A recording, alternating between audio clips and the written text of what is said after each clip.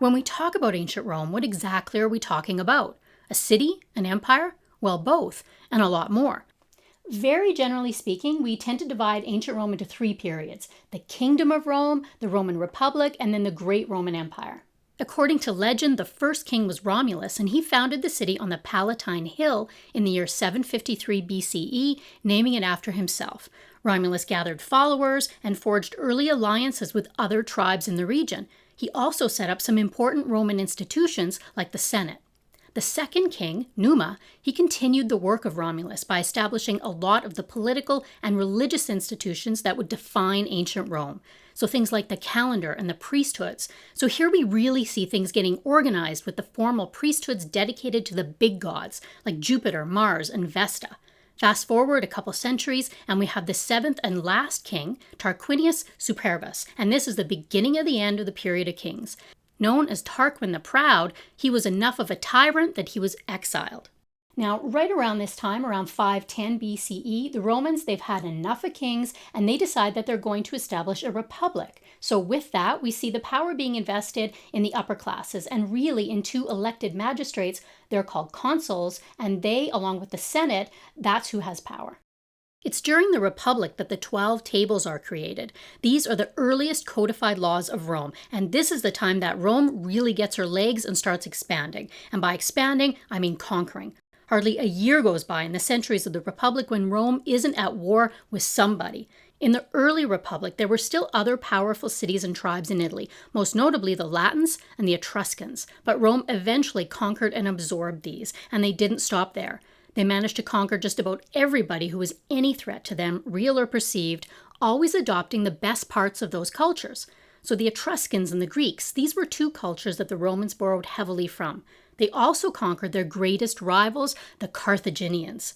Carthage was a powerful empire itself, located just across the Mediterranean Sea from Rome in present-day Tunisia. After a series of wars called the Punic Wars, the Carthaginians were also defeated, and so after this we have the Romans controlling the entire Mediterranean world, and they run it like a well-oiled machine. They build aqueducts and roads, everything to serve and unite their new provinces.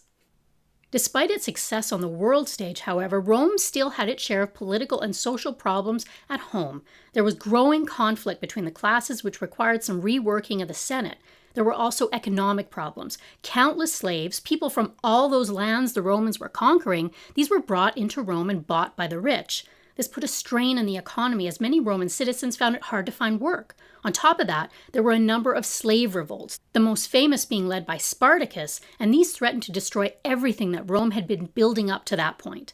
Military might was needed to suppress this kind of threat, so in the later years of the Republic, we see generals like Marius and Sulla gaining a lot of power. Two such generals, Pompey the Great and Julius Caesar, although initially working together, ended up as enemies, and that led to an all-out civil war. After winning that civil war, Julius Caesar is appointed dictator for life, and this basically makes him all-powerful. He does his best to assure everybody, including the senators, that his intentions are noble and peaceful. He just wants to do what's right for Rome, but the senators aren't buying it. He's just making too many changes. He's making them too fast, and he just is too much like a king for their preference.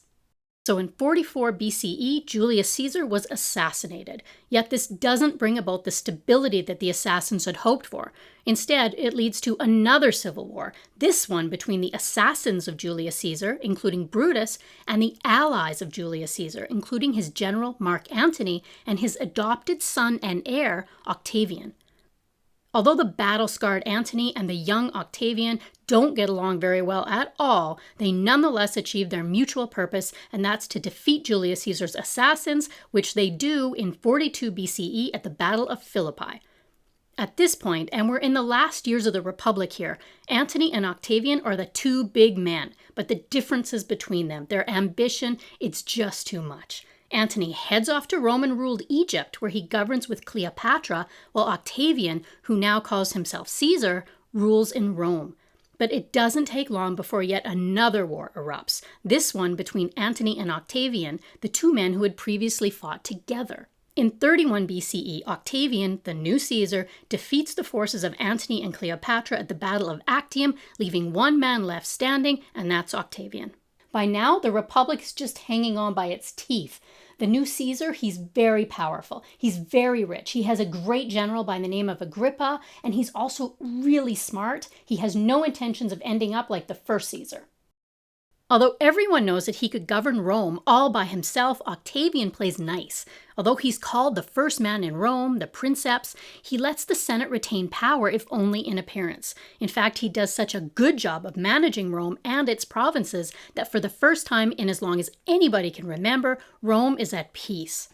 A few years later, in 27 BCE, the Senate gives Octavian Caesar a new name, Augustus, and with it, sweeping political power. This marks the end of the Republic and the beginning of the Roman Empire, with Augustus as the first Roman emperor. And this is the golden age of Rome. Caesar Augustus is a remarkably benevolent leader who ushers in some 200 years of peace, a time known as the Pax Romana, or the Peace of Rome. He injects mountains of gold into his empire, transforming Rome from a city of brick into a city of marble. He patronizes the arts, and it's during his time that some of the greatest works of architecture, engineering, and literature, such as Virgil's Aeneid, are created. With the death of Augustus in the year 14 CE, we have a succession of other emperors, some very good, like Trajan, Hadrian, and Marcus Aurelius, some mediocre, and some pure madmen, such as Caligula, Nero, and Commodus. Still, the empire continues to flourish and expand, conquering new territories, including parts of Africa, Asia Minor, and almost all of Europe. Yet its penchant for expansion and the many changes happening within its political, social, and religious institutions, they lead to the empire being divided into two parts in the year 286 CE, the Eastern Empire and the Western Empire. The Eastern Empire, which we often call the Byzantine Empire, was located in present-day Turkey. Its primary city was Constantinople, present-day Istanbul. The Western Empire remained intact, but weakened as it was, it suffered a number of invasions.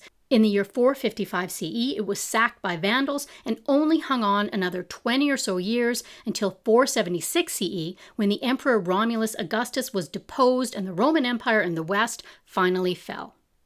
Although the Eastern Empire was very different than the Western Empire under Augustus, not the least of which was the new state religion of Christianity and an even greater prevalence of the Greek language, it nonetheless survived until the middle of the 15th century, until it fell to the Turks.